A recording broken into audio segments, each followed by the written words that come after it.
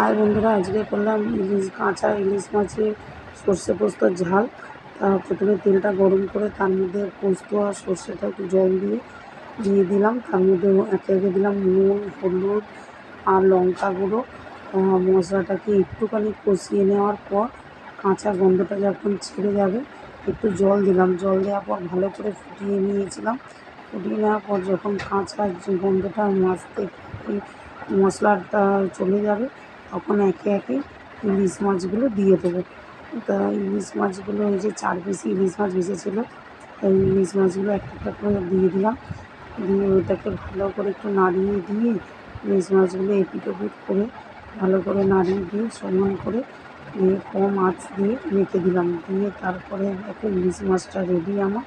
দুটো কাঁচা লঙ্কা আর একটুখানি সর্ষের তেল দিয়ে ওটাকে নামিয়ে নেবো। কিন্তু এখন ওটা মাছটা একবার উল্টে দিলাম ভালো করে যাতে সিদ্ধ হয়ে যায়। তারপরে এই যে কাঁচা লঙ্কা আর ওপর থেকে একটু সর্ষের তেল দিয়ে দিলাম। দিয়ে মাছটা এই যে আমার রেডি হয়ে গেছে। এবার গরম গরম সার্ভ করবো। আপনারা যদি ভালো লেগে থাকে চ্যানেলটা সাবস্ক্রাইব করো। টাটা।